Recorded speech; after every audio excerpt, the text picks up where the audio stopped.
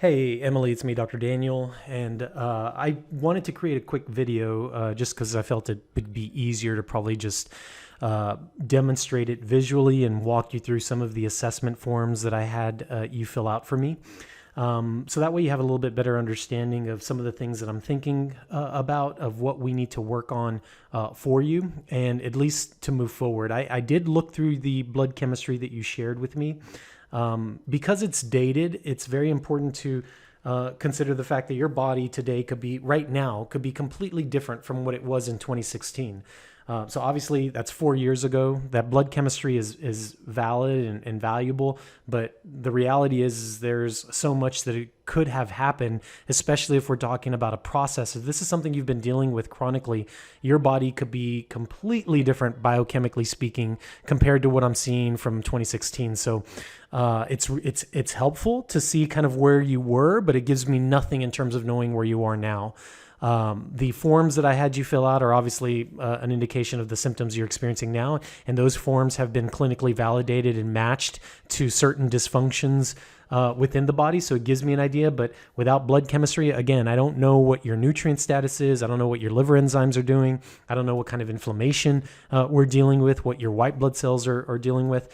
And from what I understand, you don't want to do additional blood testing, so I respect that. If you want to do a comprehensive stool analysis and parasitology study, I did see that from your blood chemistry, there is consistency in elevated eosinophils. And when your eosinophils are elevated, these are specific white blood cells that will increase when there's intestinal parasites or infections. So that's something that's definitely shown to be consistent. And I certainly would say, okay, given your symptoms of bloating and low energy, potential gut-brain axis dysfunctions, that's something that we should definitely look at.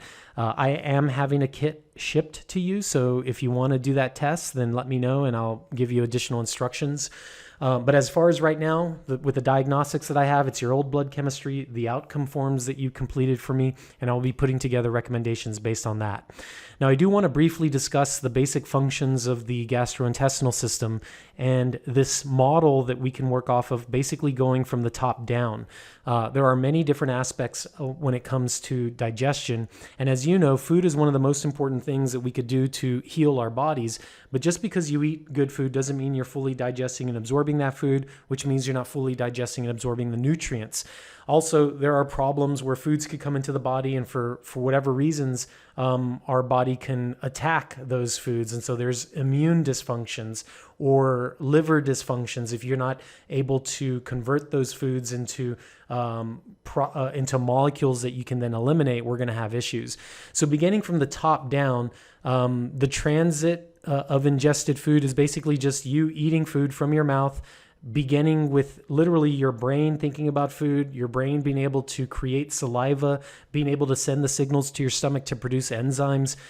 There could be brain issues, there could be vagus nerve issues, or enteric nervous system, meaning the nerves that connect to your digestive system. There could be issues there. That would be the first problem that could happen with digestion. Of course, the food passes through into our stomach and our small intestines. And so this is where you could have the second area of problems, which would be the breakdown of food. And this could be intestinal issues. It could be gallbladder dysfunctions. It could be stomach issues. You had indicated, H. pylori. Could that be something going on? Absolutely. I'd be able to tell from a blood chemistry panel if that's there, or from your comprehensive stool panel. It's certainly a possibility. And usually before H. pylori becomes a problem, you have other issues. In other words, what caused that? A lot of times it ends up being low stomach acid or digestive enzyme issues. So when we talk about parietal cells, these are the cells that produce stomach acid. If you have low stomach acid, you're not going to digest the food that you're eating.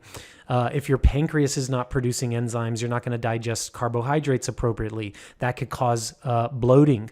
Low stomach acid can also cause bloating. we have to break down that food so that way we can turn it into micro and macronutrients. And then we have to be able to absorb those nutrients. So if your intestinal villi, if the cells of your intestines are not healthy, this is where we start to get into leaky gut or intestinal permeability. Or sometimes you could have stress hormones that are blocking the absorption of these nutrients, or poor vascularization, poor blood flow to allow you to absorb nutrients. These are certainly all issues that can happen. But as we move further down, we get into specifically leaky gut. I know you had indicated from your intake forms that you self-diagnosed SIBO, small intestinal bacterial overgrowth, as well as leaky gut. The reality is that just because you assume you have leaky gut or SIBO, there's certainly very specific diets that you can follow to see if it helps. But with leaky gut, that's too generic. You have to know if you have paracellular dysfunction or transcellular dysfunction. These are two very specific dysfunctions that occur with true leaky gut, which can really only be determined when you test. So this is where most people fail when they're trying to treat leaky gut, is because they don't get the right testing done, which means they don't know what they have to do in order to correct it. And once we have leaky gut issues, we start to develop immune dysfunctions, which of course start to cause all sorts of other issues. And so again, why this is important is that if you don't correct the transit, if you don't correct the brain, vagus nerve, or nerves that are connecting to the gut issues, then there's no point treating everything below. If you don't correct the breakdown of food, there's no point in treating everything below. If you don't improve nutrient absorption, there's no point in treating everything below. So that's why it's important to understand this concept that I'm walking you through. Beyond leaky gut, you then have to look at how your body is able to take these compounds, these foods that do pass through into our bloodstream, and turn any toxins, microbes, or things that shouldn't be there, biotransform them into elements that we can then expel either through our kidney or through our bowels. So this would be environmental toxin biotransformation or metabolite bioactivation. This is basically detoxification capacity. And then finally, there's other compounds where if all this stuff is failing up above, you can start to see LPS, lipopolysaccharide, which is basically inflammation developing in the body. Globally, this can contribute to brain inflammation, which can cause fatigue. This can contribute to autoimmunity. This could also contribute to neurotransmitter dysfunctions, and then, of course, create the cycle of causing problems with gastrin, which is the hormone that actually signals to your body to produce enzymes, which then goes all the way back to the top, and it becomes this vicious cycle. So really what I'm trying to do here is just help you to understand the stages of digestion and why all of this is important to look into. Now, from the forms that you filled out for me, beginning with the brain health and nutrition assessment form, given your symptoms, I wanted to look to see, is there any relationship between brain health and nutrition? Because of your low energy, your fatigue and bloating, and of course, digestive symptoms. Now, these outcome forms that you filled out have been validated, and basically they correlate with very specific dysfunctions within the body, especially when you do blood chemistry testing or advanced testing. Now, quite simply, anything that shows up over here on the left-hand side, you're not going to be concerned with. If you're finding lots of bubbles in the middle, well, then that's a moderate problem. And if there's a lot showing up on the far right, like in this case, then it shows you that this could potentially be some issues that are happening. And in this case, it indicates brain circulation issues. So we might want to support your brain circulation, and there's very specific compounds that I could suggest to do that. Section 2 here, again, look at where the bubbles are. Section 2 really gives us an idea of your sugar metabolism, and it looks like you've got some variances in the middle. It's a moderate issue. So sugar dysfunction could be something that's happening. Section 3 has to do with insulin sensitivity, and it looks like you might have some issues there. As you can see, you have more markers that are kind of showing up over here on the right-hand side.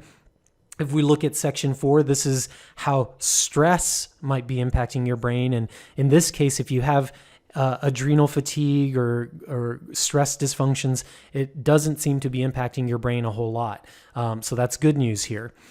Looking at section 5, this would be essential fatty acids, and it looks like there's a low to moderate issue here. So maybe we need to improve your ability to digest and absorb fats, or maybe you're not consuming enough fats. Looking at section 6, you can see where these are kind of in the middle. You've got 2 over here that are over on the right, but more so in the middle. This is your brain to gut access. So definitely something suggesting that there could be something in your gut that's impacting your brain. Not necessarily stress, more probably potential for infection, or yes, leaky gut. Looking at section 7, this is the brain immune axis, and it kind of looks to be relatively balanced. Looking at section 8, this would be gluten digestion, although there were some that you didn't complete. So grain consumption makes it difficult to focus. You'd want to see if that's an issue. If you've never eliminated grains or gluten, then of course there would be no way for you to know that. Looking at section 9, intestinal barrier, this would be specific to leaky gut or intestinal barrier dysfunction, and certainly you're more on a moderate dysfunction here, so could be something again to look into there. Section 10, you can see a lot of it is in the middle here. And section 10 has to do with serotonin imbalance. So this is, again, right in the middle. And then you can look at this next section, which is, again, we're almost right in the middle. This is for dopamine balance. And then section 12, which it does seem that there's more here of a dysfunction. This is acetylcholine imbalances. And then finally, section 13, you can see it's more over here towards the middle as well. That's a catecholamine, which is stress. So again, I had you fill this out because it gives me an idea of what are some things that could be happening in your body without doing any additional diagnostics. And then there's the metabolic assessment form, which is more specific to the gut. This first section here represents dysbiosis. It looks like you're showing up to be pretty low. The next section here is going to be intestinal barrier dysfunction. Again, you've got some that's showing up here. So there's the comprehensive stool panel study, and then there's something called an intestinal permeability study. I would actually suggest both of those, but it's up to you in terms of what you'd want to look at. Or if you don't want to do any testing, I'm happy to, again, put together recommendations without it. I just want to make sure you understand where I'm coming from in terms of trying to do some diagnostics and give you, put together the best plan and not just guess, right? So if anything, we can go off of what your symptoms are, what you're reporting here from these outcome forms. For chemical intolerance, it looks like it's moderate, so I'm not so concerned with toxicity. This one here is low stomach acid, and it does appear that you do show some stomach acid issues. That would certainly be a top to down thing that we need to start off with.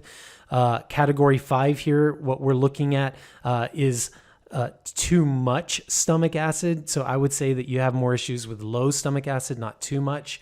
Here's your pancreas, pancreatic enzymes. Doesn't look to be too high. This next section here has to do with your small intestine, so SIBO. Generally speaking, when somebody puts bubbles in number 2 and number 3 columns, that's a strong indication for SIBO. In your case, because we're seeing it over here on the left-hand column, at least the majority of it with only 2 at the top, likely not small intestine issues. As far as category 8 here, this has to do with gallbladder, and it looks like you're showing some dysfunction over here. So again, that matches also with the essential fatty acids that we saw from your brain health form, which is suggesting that you have an impairment or an inability to properly digest fats. So similar to, like, again, top down, if you can't digest the proteins you're eating, and that's probably why you don't feel good when you eat protein, we need to support your body with good digestive enzymes. We also need to support your body with good bile factors and bile salts to improve your ability to absorb fat. This here has to do with detoxification, hepatic detoxification, and it does look like you're showing to be a little high. Category 10 here has to do with sugar metabolism. Again, you're kind of in the middle. So that's certainly something to consider and look into. This next section here has to do with peripheral glucose. Again, kind of in the middle, moderate. And then as we move on, category 12 has to do with adrenals. Definitely, it looks like you have some hypofunction of adrenals. This is hyper. So you're basically what we would consider to be true adrenal fatigue, as opposed to cortisol that's going up and down. This last section here is pH imbalance. It looks like you've got pH imbalance, and I also saw that from your blood chemistry. And then this section here has to do with thyroid. You're definitely showing to have some thyroid dysfunctions. But again, I would not treat thyroid specifically until we know what those levels are doing from a blood chem panel. And then the last section here is sex hormone imbalance, which you're showing some, but generally speaking, whenever I look at this analysis, it would be with somebody where they are basically all, like every marker is in the 2 or every marker is in the 3. So all that said, from all of this information that you've shared with me, I would say that we could conservatively, without doing any testing, do a gut rebuilding protocol to try to work on improving gut-brain axis, try to support leaky gut. And then I'd recommend a very specific type of diet that I'd have you follow. I'd basically have you do an elimination diet for 30 days on top of the targeted nutrients to support your brain and support your gut. That is without doing any diagnostics. If you want me to put that together, just let me know after reviewing this video, and I'll put everything together. As far as the diet and the supplements that I would suggest. If you want to do additional testing, the testing would be the comprehensive stool panel and or the comprehensive stool panel plus the intestinal permeability study. So let me know, and then I'm happy to move forward with that.